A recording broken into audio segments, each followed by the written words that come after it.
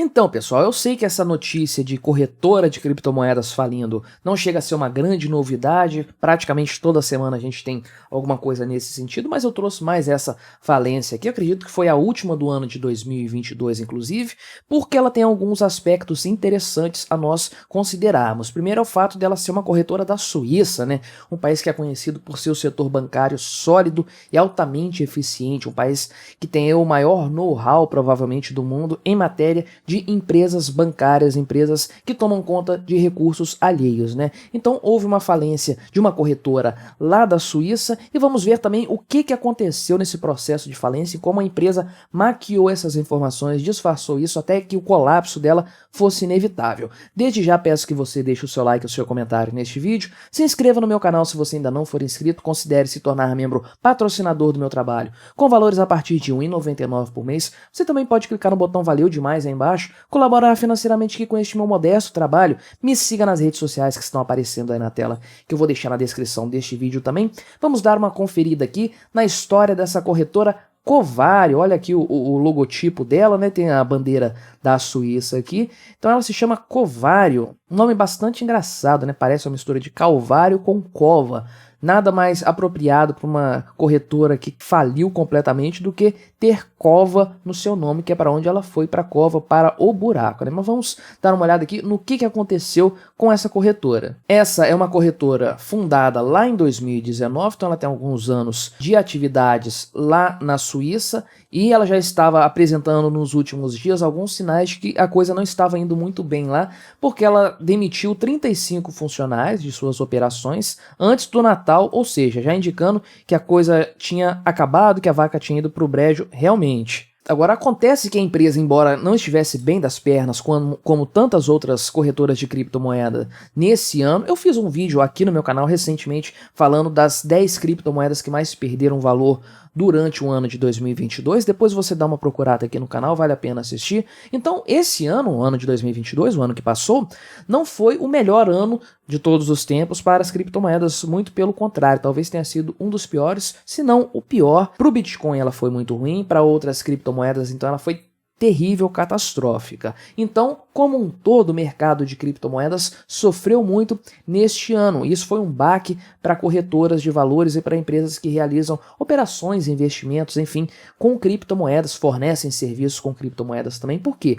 Porque nós vínhamos de uma crescente desse setor, uma constante valorização, não só do Bitcoin, que é a principal das criptomoedas, mas também de todas as outras. Vários projetos de criptomoedas foram iniciados e eram considerados altamente promissores por um monte de gente, não por mim, porque eu não confio nessas coisas mesmo, mas então o mercado estava muito aquecido logo no final de 2021 e o ano de 2022 veio com um balde de água fria enorme sobre esse mercado e um monte de empresas que operavam nesse antigo cenário, um cenário de bonança, de aumento constante do valor de mercado das criptomoedas, um monte de empresas acabaram sofrendo duramente por causa desse baque aí, muitas delas faliram inclusive, como foi o caso aqui da Covario. Então ela já estava com problemas aí nessa crise das criptomoedas, mas no decorrer do ano ela estava falando que não, tá tudo bem, nossos negócios aqui estão em ordem, nós estamos altamente solventes. A empresa inclusive contratou funcionários falando que tá tudo certo, tudo ok, expandiu as suas operações para outros países, como a Inglaterra também. Então não estamos em crise não, o negócio está de vento e popa, estamos crescendo continuamente. Porém, desde outubro, os funcionários mais ou menos já imaginavam que a coisa não estava bem com a empresa, que foi quando eles receberam o salário deles pela última vez. Então olha só a que ponto a empresa chegou, como ela já estava altamente sufocada aí por sua crise econômica interna. Nem os salários dos funcionários ela conseguia pagar em dia. Inclusive, algumas fontes afirmam que os fundos de pensões dos funcionários da empresa não eram pagos já há alguns meses, ou seja, essa coisa já vinha se arrastando há algum tempo e a empresa estava maquiando isso, estava escondendo esses fatos de alguma forma. Por algum motivo, isso me lembra o caso da Binance. Já falei aqui recentemente sobre a Binance, falei sobre como a empresa que fez a auditoria dela recentemente afirmou publicamente que não vai mais auditar empresas do mercado de criptomoedas e tirou essa auditoria do ar. Isso estava lá no site dessa empresa aí de auditorias e tudo mais. Eles tiraram isso do ar, a gente não sabe o motivo, a gente não sabe o porquê. Isso aqui me lembrou um pouco o caso da Binance. Será que é o caso de mais uma corretora de criptomoedas que está com um balanço altamente negativo, que está tendo prejuízos, está insolvente, mas que está escondendo isso dos seus clientes e do público em geral? Não sei dizer, não posso afirmar, estou apenas aqui conjecturando com base na informação aqui dessa Covario. E aqui o site, inclusive, o site da Livecoins, onde eu estou olhando essa notícia aqui, faz um paralelo entre esse caso da Covario e da FTX também, que mentiu descaradamente dizendo que estava solvente logo antes de falir e aí pegar todo mundo de surpresa, né? Todo mundo aí que acredita piamente nesse tipo de coisa, porque já passou da hora de nós termos aí um pé atrás com esse tipo de empresa. E aí o mercado financeiro da Suíça, o mercado como um todo lá, eles não têm certeza do quanto isso vai impactar no mercado local, nos clientes, porque eles não conhecem muito bem aí a carteira de clientes da Covario, nem a amplitude dela, o quanto isso aí pode impactar. Provavelmente vamos saber aí nos próximos dias, nas próximas semanas, o quanto isso vai impactar no mercado cripto da Suíça e do mundo como um todo também, porque isso aí sempre costuma se espalhar. Agora, olha só que coisa interessante. Quem era o CEO da Covario era ninguém mais, ninguém menos que Mark Benner, que foi um executivo do Goldman Sachs, que é um banco muito conhecido dos Estados Unidos, né? E ele atuou nesse banco até 2008, quando houve a crise bancária, a crise dos subprimes, que causou um choque enorme no setor bancário dos Estados Unidos. Não sei se ele saiu por uma má gestão, corte de gastos ou o que foi, o que levou ele a sair dessa empresa aí, desse grande banco de investimentos no ano de 2008, porém ele esteve vinculado lá durante algum tempo. Além desse CEO aqui, a Covario também tinha um diretor financeiro chamado Patrick Gilley, que foi auditor da PwC. Olha como é que um cara que foi auditor permite que uma empresa tenha uma situação financeira dessas aqui tão pouco transparente, uma situação tão fantasiosa, tão mentirosa. Isso não entra na minha cabeça. Mas ele também foi chefe de finanças do Rothschild por 9 anos. Olha só quem está aqui sendo citado nessa história, né? A gente sabe que isso aqui é um grupo financeiro, uma família que tem um banco, aí, atividades financeiras muito conhecidas, enfim.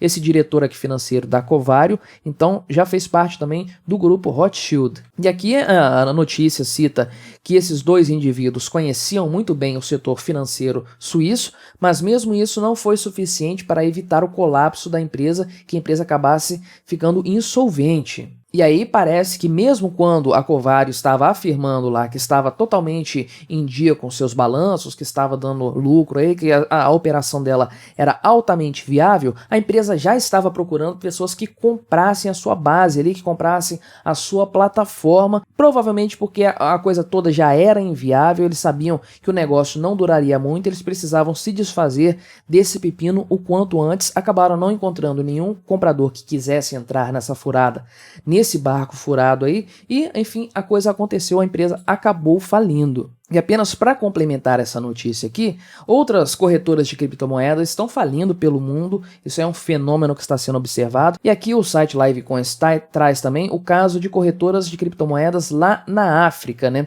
Continente africano aqui, porque existem casos relacionados a países africanos que estão chamando muita atenção no geral, né? Por que essas corretoras estão fazendo tanto sucesso em países da África? Porque esses países possuem moedas fracas, moedas instáveis, vinculadas a governos pouco estáveis também. Então moedas aí como o dólar zimbabuano, pense nessa moeda, por exemplo, que é uma tragédia total e completa. Então nada mais normal, nada mais esperado do que pessoas buscarem outras alternativas ao dinheiro estatal nesses países. E isso aí é basicamente o que a gente entende como sendo o primórdio, a coisa principal, primordial da adoção de criptomoedas, que é fugir da moeda estatal. Isso se aplica especialmente ao Bitcoin, porque grande maioria dos casos de criptomoedas, se não todos, exceto o Bitcoin, são projetos tão centralizados que eles na prática estão nas mãos do governo também, de uma forma ou de outra. O Bitcoin é o único aí que consegue ser tão descentralizado quanto necessário nesse caso aí. Mas é esperado que as pessoas busquem alternativas ao dinheiro estatal. Seria muito interessante,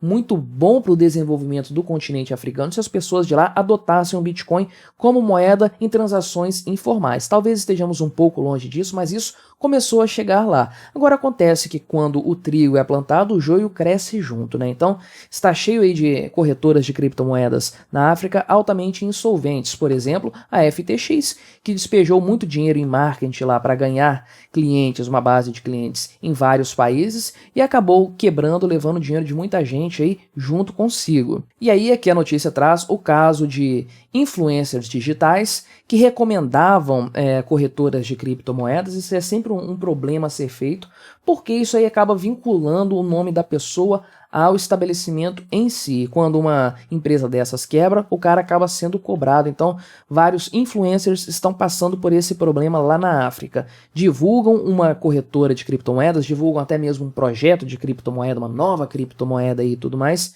e acabam tendo grandes prejuízos com isso aí para a sua própria imagem, porque quando a corretora quebra, leva os recursos de um monte de gente, acaba sobrando para eles terem que lidar com o público aí, ter que lidar com o fato de terem aconselhado algo ruim para os seus seguidores. Tivemos um caso desses aqui no Brasil, então a gente sabe bem como é que a coisa funciona, o quanto isso aí pode ser problemático, né? Mas, no geral, fica para todos nós aqui, mais uma vez, é sempre importante frisar o fato de que corretoras de criptomoedas não são um ambiente seguro para você deixar o seu dinheiro, ainda mais agora que nós sabemos que o quanto essas empresas maquiam as suas declarações contábeis, as suas demonstrações, o quanto não se sabe da sua condição financeira até que ela desabe completamente. E aí quando uma empresa dessas declara sua falência total, você já não consegue mais, na maioria dos casos, reaver os seus recursos. Então é tarde demais quando você descobre a saúde financeira da empresa ou a falta dessa saúde, costuma ser tarde demais e aí você já não consegue mais recuperar os seus ativos. Portanto, nunca terceirize a responsabilidade sobre as suas criptomoedas. Tenha elas sempre em segurança com você, porque você evita esse tipo de coisa. Você ser vítima de fraude, você ser vítima de uma falência e você acabar também sendo vítima aí da ação estatal, que é um problema que sempre existe. Não confie em corretoras de criptomoedas, porque isso não costuma dar bom para quem o faz, né? Mas aí, o que você achou da falência dessa empresa aqui, da Covario, lá da Suíça? Isso aqui te surpreende? Você já esperava a primeira falência de 2023, ou a última falência de 2022? Enfim, colabore aí com o nosso debate, deixe o seu like neste vídeo, se inscreva no meu canal se você ainda não for inscrito e até a próxima.